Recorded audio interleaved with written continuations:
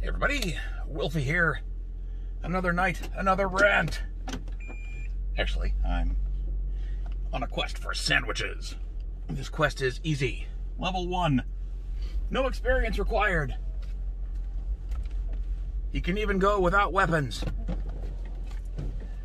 It is not dangerous to go alone. No need to take this. Okay, I've beaten that joke about as hard into the ground as I can. So there was another post on Nextdoor today that I feel compelled to talk about a little bit. This person complained that, or they posted that, hey, be on the lookout. There are random people breaking into cars and stealing things from different neighborhoods. And, you know, that's a decent enough warning. Heads up, there's assholes around. Especially around Christmas, it seems to get worse. But the interesting detail that they put in their post is that the thieves broke into their car, you know, smashed the window, smashy, smashy, and stole a one-of-a-kind yellow leather purse. Now, a few people gave some pretty helpful advice. Stuff like, hey, if you're near an apartment complex, check the dumpsters and like check the area around your house if you're in a house, because they probably just wanted the yummy contents of the purse, like, you know, money, phone, whatever, and not the purse itself. Because, I mean, one of a kind or not, who the fuck wants a yellow leather purse? Ugh. I'm straight and I know that looks hideous. Don't wipe that off. Ah! Okay. Well, it's blurrier in a different way, so I'll take it. So, you know, a few people gave that kind of advice. You know, maybe you can get your purse back at least, if not the contents. But a couple people kind of not, well, one guy was gentle about it, but a couple other people were not so gentle about it. And replied, maybe you shouldn't have left your fucking purse in your car, you numbnuts. They didn't put it like that, but they were still pretty brutal about it. I think one person replied in that nice passive-aggressive, oh, I'm so sorry you didn't think to bring your one-of-a-kind yellow leather purse in with you when you left your car tonight, but, you know, it might help to lock the doors and keep the car under surveillance or something.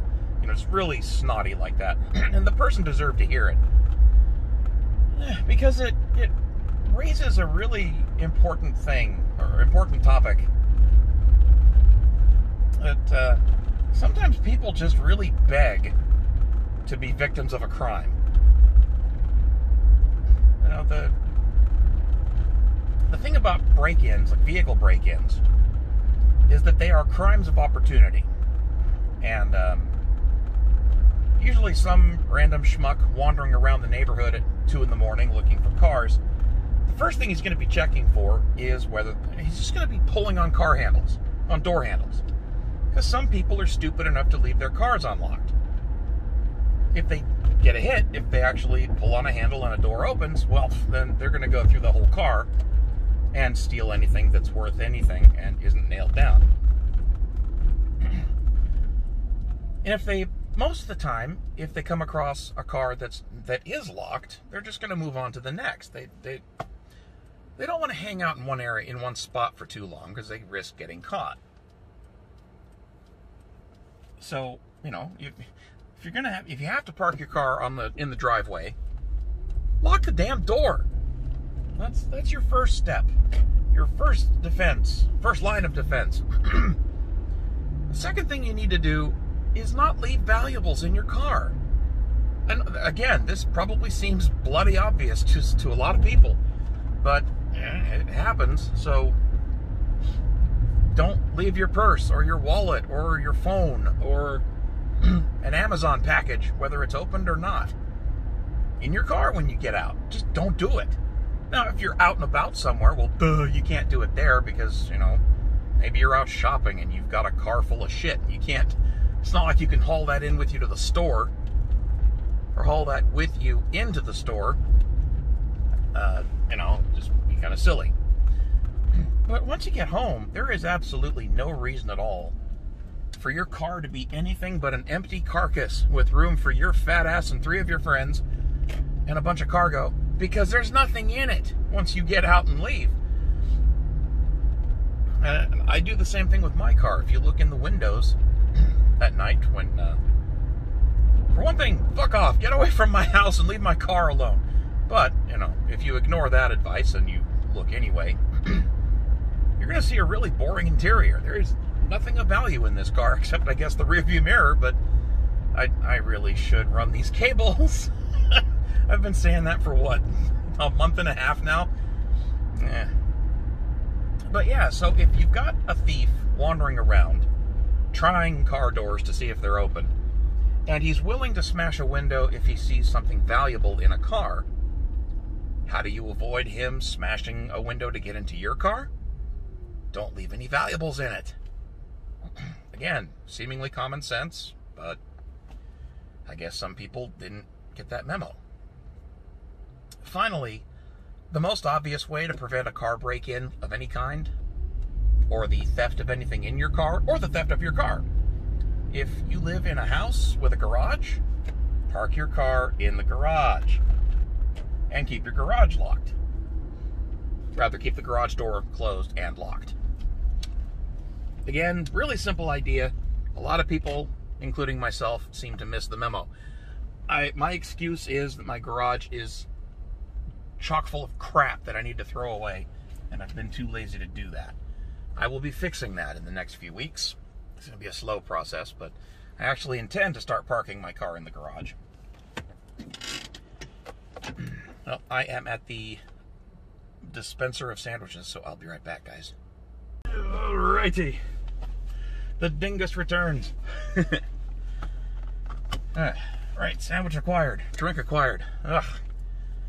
Dumbass face mask removed. They fog up my lenses, man. It's so stupid. Yeah. Cuticle got annoyed, too. Right as I walked in.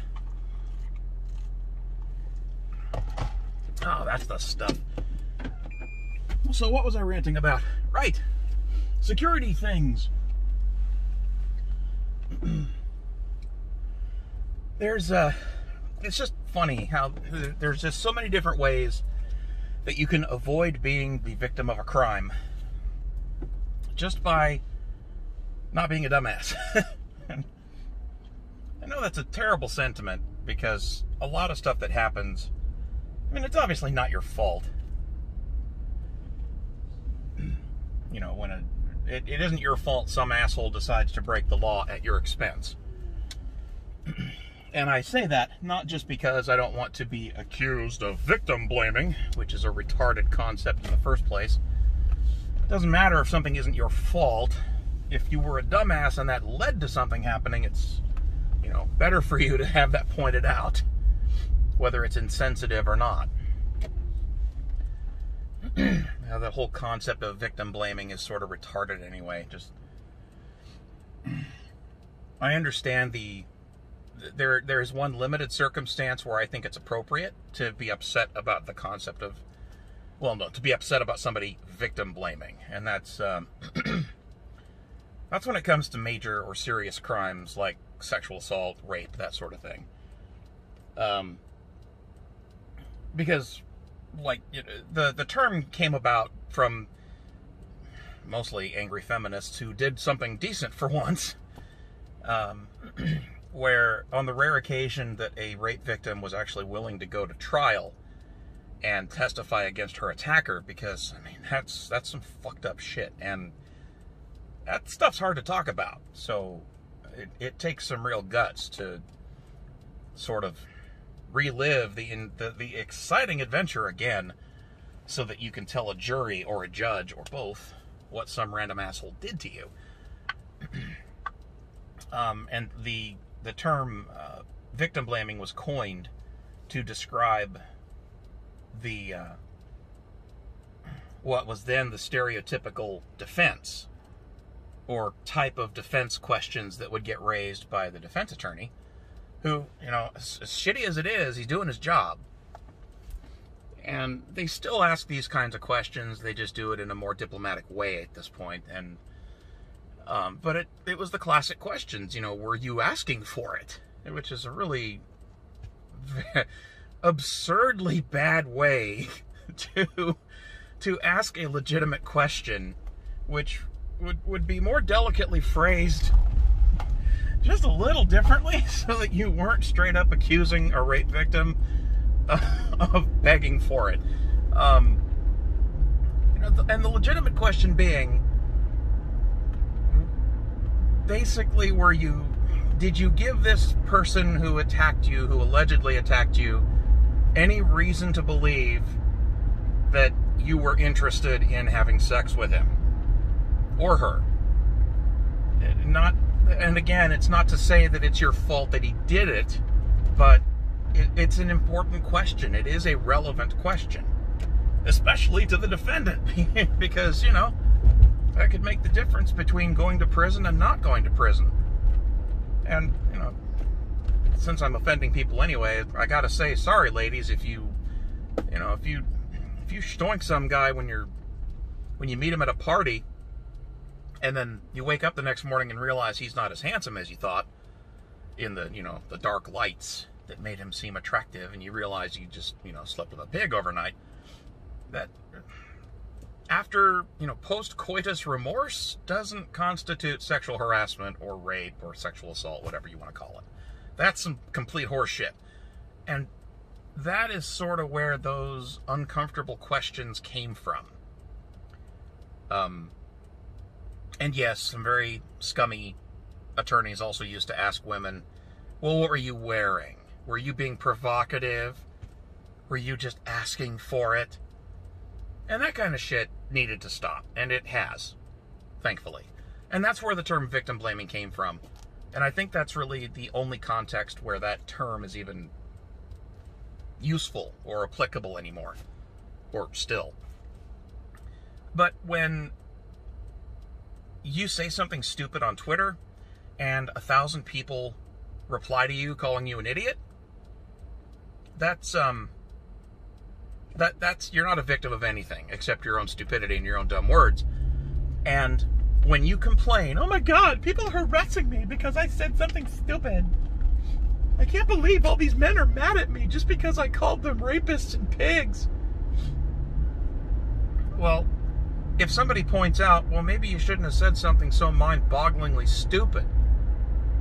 Well, that's victim blaming. No, it's not. You just said something really stupid, and you reap the wind you sowed. You reap the whirlwind, rather. And you know, you did ask for it. That's the whole basis of, that's what the whole concept of clickbait is. That's all Twitter is. Bad clickbait.